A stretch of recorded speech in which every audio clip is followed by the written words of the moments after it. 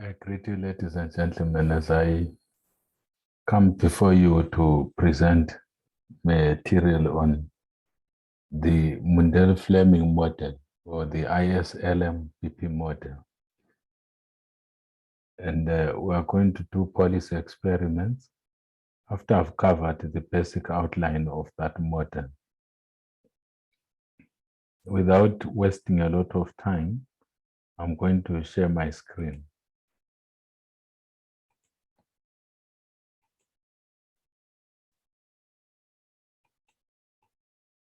The ISLM-BP model is an open economy model which extends the ISLM model, which is an autarkic or a closed economy model. The ISLM-BP model is attributable to two notable economists who are Robert A. Mundell and John Marcus Fleming. So quite a bit of that information is captured under that slide.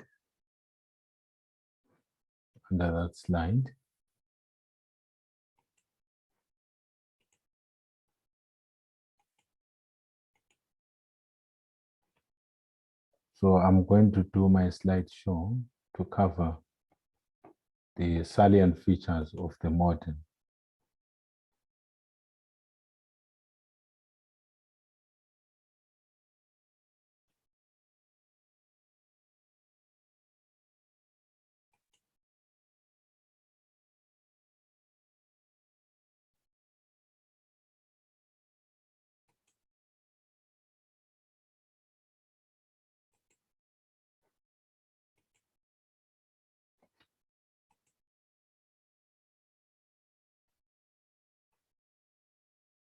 Yeah.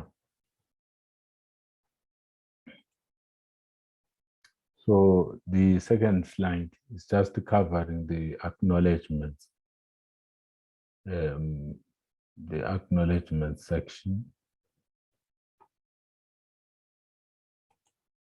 Just want to correct one or two things when it comes to the display format.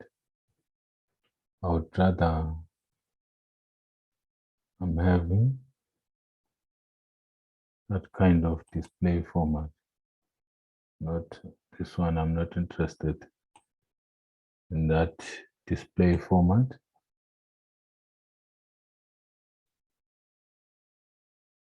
I would rather I use this display format, not the timed one. Yeah, so the Mundell Fleming model, also known as the ISLM-BP or BOP model, is an economic model first set forth independently by Robert Mundell and Marcus Fleming. It is an extension of the celebrated ISLM model. I've already covered the bit of the ISLM model, the traditional one, being an autarkic or a closed economy model. The Mundell Fleming model describes a small open economy, which means in this small open economy, things like exchange rates are initially taken as determined by the rest of the world, such that there is perfect capital mobility. So the Mundell Fleming model portrays the short-run relationship between an economy's nominal exchange rate, interest rate, and output, in contrast to the closed ISLM model. The Mundell Fleming model has been used to argue that an economy cannot simultaneously maintain a fixed exchange rate, free or perfect capital movement or mobility, and an independent monetary policy. An economy can only maintain two of the three at the same time.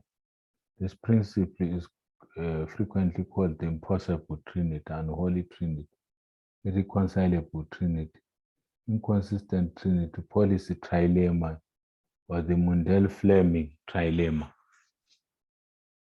So what are we talking about? What we are simply saying is that you can have a fixed exchange rate and independent monetary policy, but you won't have free capital movement. You can have free capital movement and an independent monetary policy, but you won't have fixed exchange rates. Because the moment you have fixed exchange rates, they will inhibit the movement of capital and so on. You can come up with so many combinations. The trilemma it's an impossible trinity or an irreconcilable trinity, as it were. And then the basic assumptions of this model are spot and forward exchange rates are identical, and the exchange rates are expected to persist indefinitely. And then the second assumption is that fixed money wage rates, unemployed resources, and constant returns to scale are assumed. The domestic price level is kept constant, and the supply of domestic output is assumed to be elastic. Taxes and saving increase with income. The balance of trade depends only on income and the exchange rate. These assumptions, they sort of simplify our analysis. So capital mobility is less than perfect in the Mundell Fleming setting, in the classical Mundell Fleming setting. And all securities are perfect substitutes. Only risk-neutral investors are in the system. They operate within the system. The demand for money, therefore, depends only on income and the interest rates. And investment depends on the interest rate, which is quite a plausible assumption that investment depends on the interest rate. We already know that there's quite a bit of a relationship between gross investment and the interest rate under the purview or the auspices of the marginal efficiency of capital or investment theory.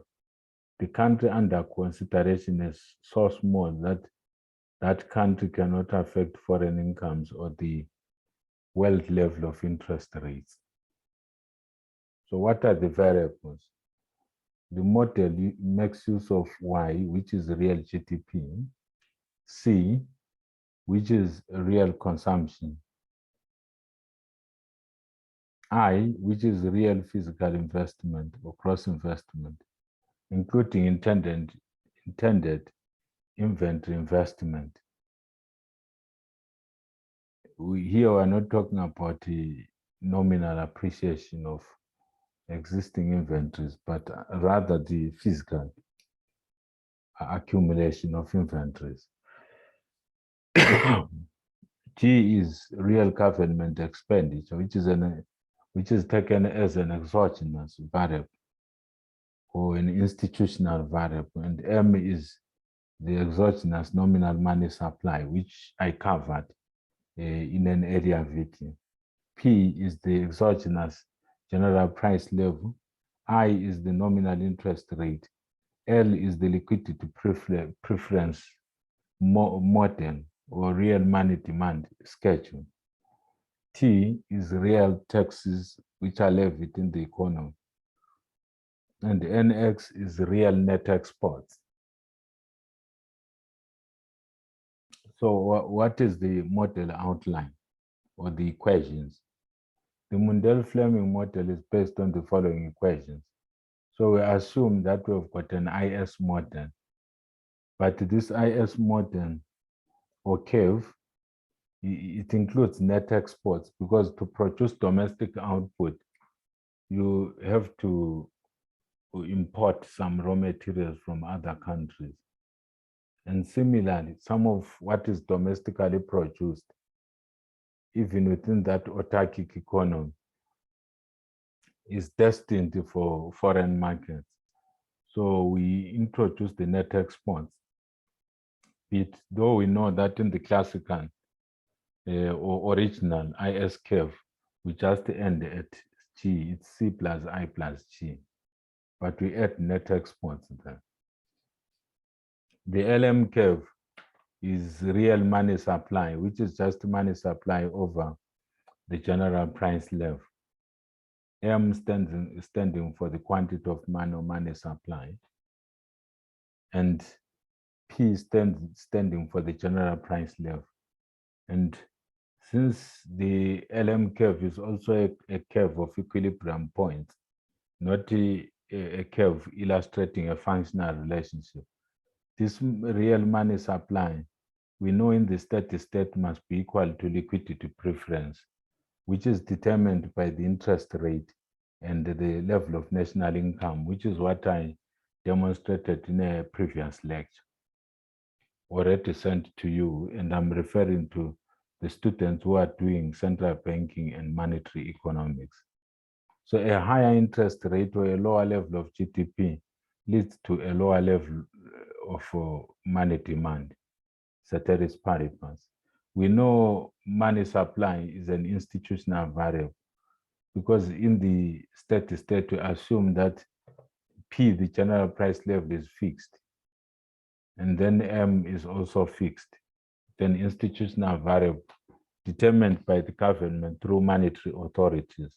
So the left-hand side is fixed, but the right-hand side is the one which varies, where we have got an inverse relationship between money demand and the interest rate, and a positive relationship between money demand or liquidity preference and the level of national income. And the balance of payments curve is simply balance of payments is equal to the current account balance and the capital account balance, with CA standing for the current account balance and KA for differentiation purposes standing for the capital account balance. So I've already covered that. CA is the current account balance, which in this bullet is defined as a current account surplus. We know it's a surplus is just a balance, and it can be actually a deficit in practice. And you have your KA being your current account surplus, which can in reality be actually a deficit. In reality, it can be a deficit. It can be a deficit in reality, or it can be a balance. It can be a balance. This side, I'll just write 0. We know that if this current account balance is 0, it's actually a current account balance. There is a balance between imports and exports. There is a balance between inflows and outflows in the case of the capital account. So the IS components, you know, if we express them another way, we have got C, which is aggregate consumption, which is equal to C, factor of Y minus T, factor of Y, which is where C is aggregate consumption expenditure, and Y is the level of national income, T is the level of taxation, which extracts from national income. So it means taxation, which is implicitly determined by national income. And then we've got the I minus E of pi, which is the expected rate of inflation. So if we subtract the expected rate of inflation from the interest rate, it means we are trying to deduce the real interest rate, because nominal interest rate minus expected rate of inflation, we are getting the real interest rate. So when we are looking at investment will be following the above formulation of the components of the IS curve. We'll be having capital letter I being equal to I, factor of I minus E of pi, comma, y minus t, I mean y t to t minus 1 as a subscript, where this y, where this y t minus 1 is GDP in the previous period, or the GDP of the previous period. So the higher lagged income or a lower real interest rate leads to higher investment spending, ceteris paribus. So the net export function is simply NX, which is implicitly determined by, the exchange rate, the nominal exchange rate, because the price of one currency in terms of another currency determines how much we are able to drive into foreign markets as exports.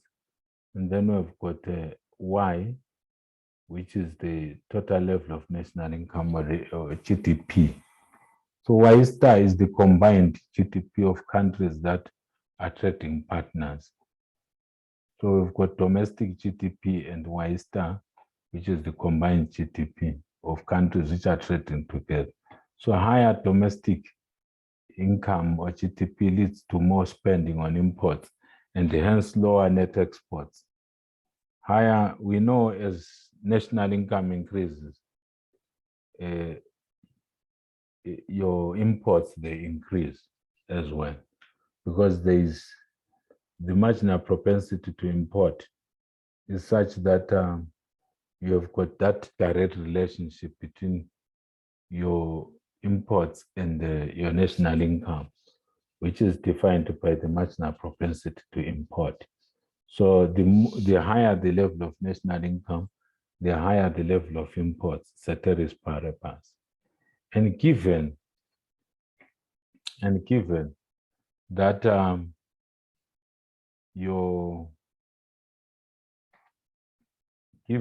your net exports are actually determined by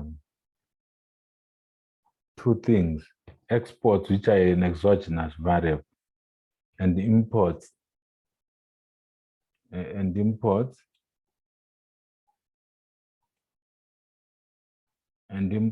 which are endogenous. We can readily see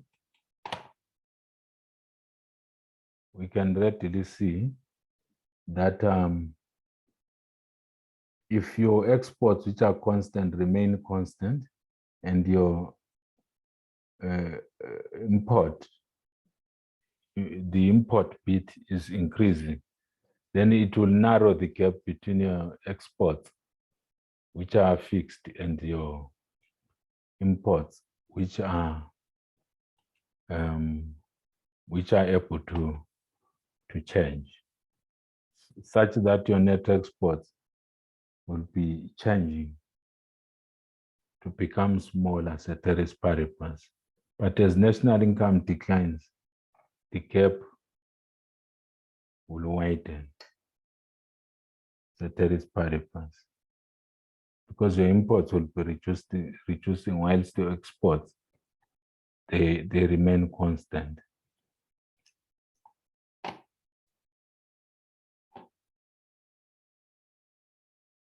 So what I was explaining is a situation which is as follows.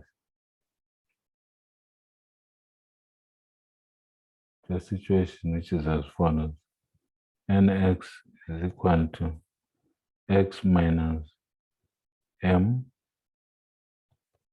and then if I say let m be equal to my, where capital letter M is the level of imports, as you can see, and small letter m is the marginal propensity to import, and y is the level of national income, then your my is the total level of imports as determined by national income. This leads to nx being redefined as x minus my.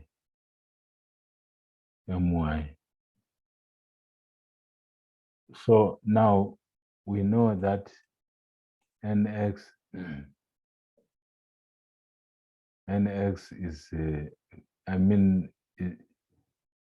is a decreasing function of national income because the slope is negative, as you can see. Your exports is just a constant thing of national income. It's not even a function because they are taken to be exogenous. Yes. So now as y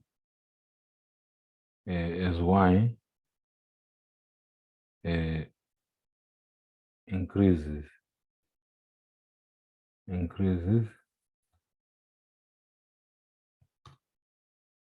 nx reduces.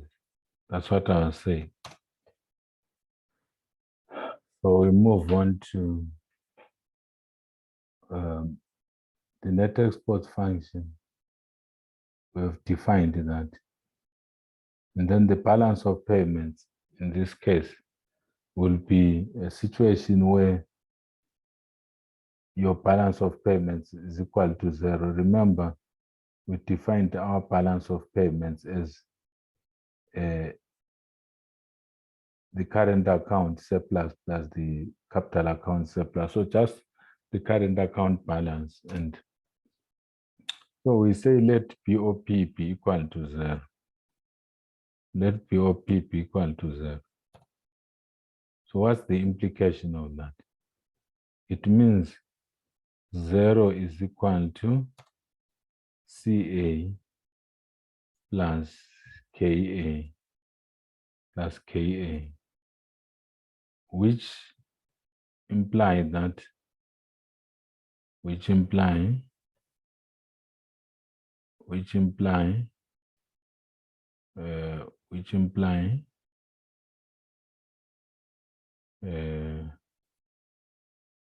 that CA, if I take which imply that CA is equal to, if I subtract CA from both sides,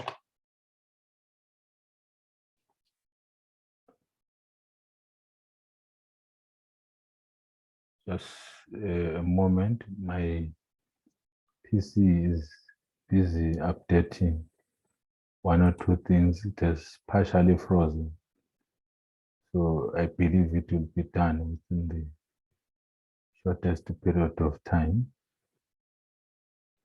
And once it's done, we'll resume our lecture. We'll continue our lecture, but back to what I was covering. I hypothesized that let your balance of payments balance at 0 is equal to BOP, because we know that the balance of payments is in balance when your BOP is equal to 0.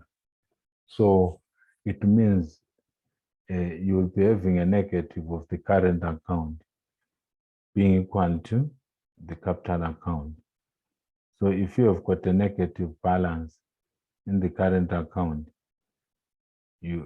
that negative balance in the current account must be equal to the positive, a corresponding positive capital account balance.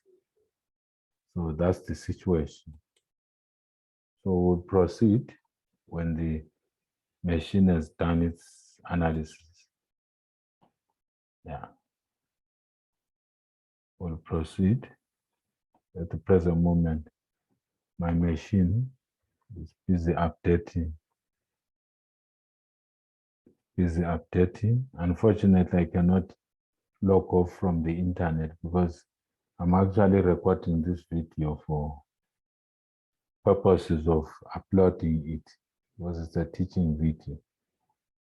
And I'm using Zoom, so we have to just bear with the machine until it has finished its analysis. Once it's done with its process, then we'll be able to proceed.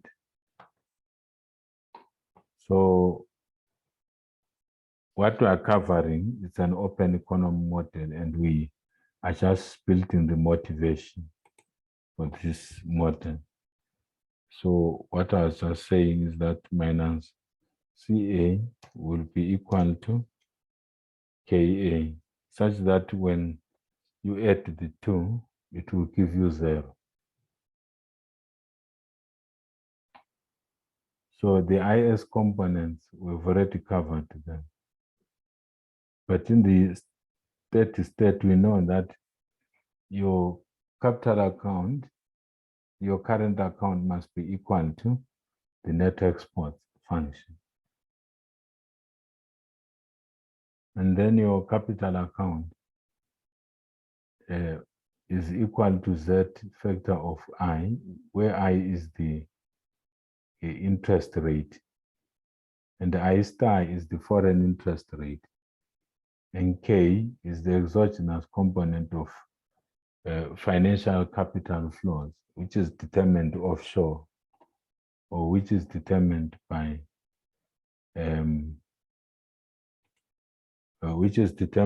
forces that are outside the model. And Z is the interest-sensitive component of capital flows, and the derivative of the function Z is the degree of capital mobility, the effect of differences between domestic and foreign interest rates upon our capital flows, which are captured by the capital account balance. So there are a number of assumptions that you can make when you want to do policy experiments. So now I'll just move on to that part where we are doing policy experiments. I'll move on to that part where we are doing the policy experiments. The other bit, I'll send you the slides to read on your own.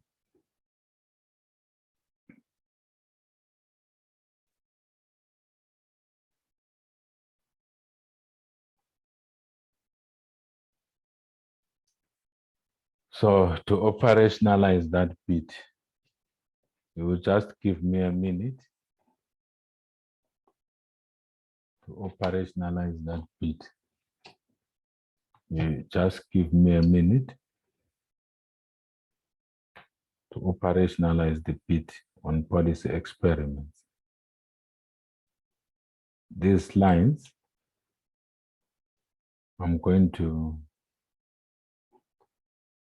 send the slides to the students that I'm taking for this module on central banking and monetary economics.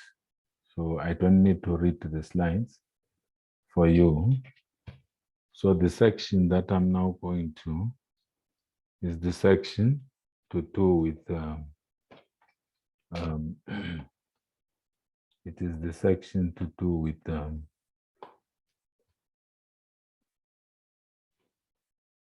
policy experiments, where we are looking at the impact in the change in money supply, for instance. What's the impact of the change in money supply? The computer is still updating and things, they are acting up. They're a bit frozen. As soon as it unfreezes, I'll be able to resume available in Zoom. So we know that in this framework, we have got our small letter I, which is the interest rate. And then this side, we have got NY, which is national income on the horizontal axis. And then we also know that our IS curve is downward sloping. It is downward sloping. And our LM curve is upward sloping. This we know from undergraduate economics. I don't need to derive this. I can send to you, I'm referring to my master's students, the notes on the derivation of the IS and the LM. Now, we can also readily realize that there is an equilibrium point which is attained in the closed economy, which we will call E0. And then the interest rate is I0, and the level of national income is Y0. The level of national income is Y0, the interest rate is I0.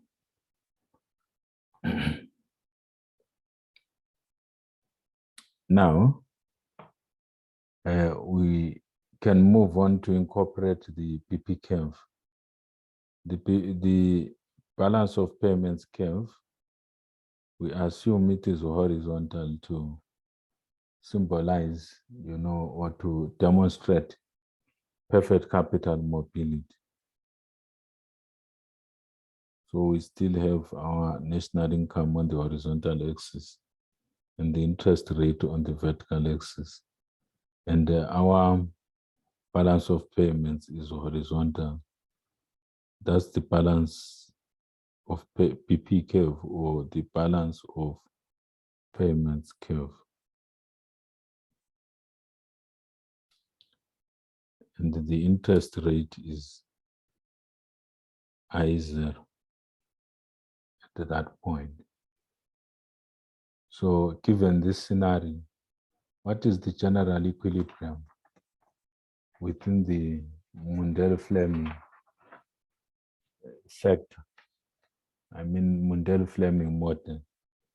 If we assume perfect capital mobility, as shown by that horizontal PP curve, this yields a scenario which I'm just drawing on the whiteboard, where our horizontal axis is still national income.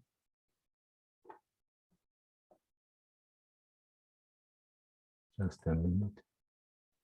It's still national income, and our vertical axis is still interest rates. Still interest rates. And then we have got our BOP, which is horizontal at I0. And we have got our LM, which is upward sloping, and our IS, which is downward sloping. And the equilibrium occurs at point E0. So we then say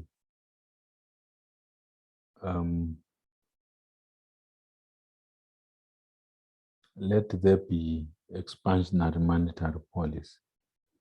If there is expansionary monetary policy, we know from our coverage at undergrad of the IS-LM model that the LM curve will shift downwards parallel to itself from the original LM to LM1. We shall call the original LM LM0. The LM curve will shift downwards, all other things being constant. And when it shifts downwards, the equilibrium moves from E0 to E1. The challenge with that equilibrium is that it is occurring in a situation where we've got an imbalance in terms of the balance of payment situation. here at this point, the balance of payments is 0. It's in balance. So below this line, it means you have got a balance of payments deficit below 0. And then above, you have a balance of payments surplus. And then on the PP curve, you've got a balance of payments balance. So the new equilibrium point E1 is occurring at a point where the economy has got an imbalance when it comes to international trade and finance. You've got a balance of payments deficit.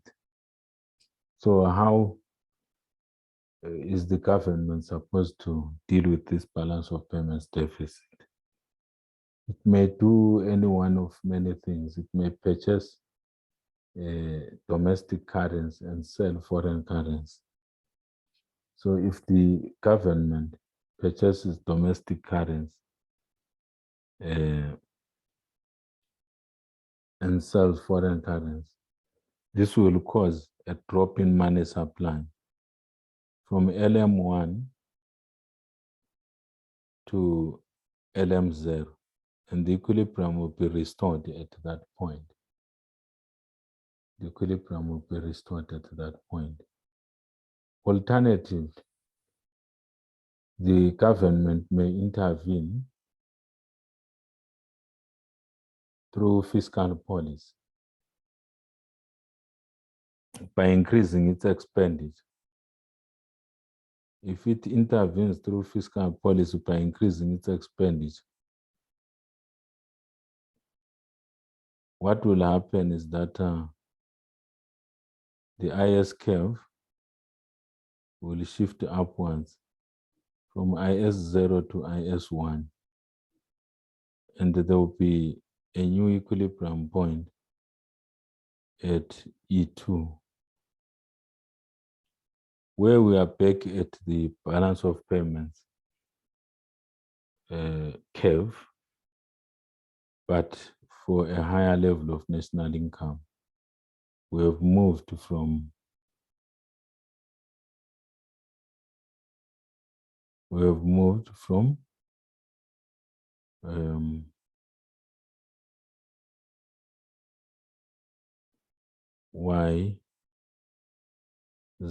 to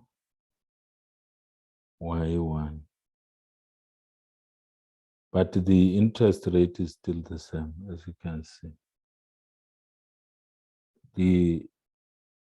The balance of payments deficit was cured. It was cured through expansionary fiscal policy. Alternatively, we can have contractionary monetary policy. This contractionary monetary policy can be by way of the bank rate being raised by the central bank, thereby restoring the LM curve back to the original LM, which is LM1, which is LM0. And then we'll be back to the original equilibrium point, which is our E1, E0. So we would have moved from that disequilibrium equilibrium point. It's an internal equilibrium. This is E1. There is internal equilibrium. There is internal equilibrium, but external disequilibrium. But external disequilibrium. So there is internal equilibrium, but this internal disequilibrium, internal equilibrium, is accompanied by an external disequilibrium. So this situation is unsustainable in the long run. The government must do something about it, either by way of monetary policy, which is restrictive monetary policy, or expansionary fiscal policy, which will shift our IS curve from IS 0 to IS 1, leading to the attainment of a higher, not really a higher, but another equilibrium point, which is E2. So for today, I feel that I've just sort of motivated for the open economy Mundell Fleming model. In the next video, I'm going to cover other things in detail. So I believe that you benefited from what I covered. So thank you so much for listening in. I appreciate it.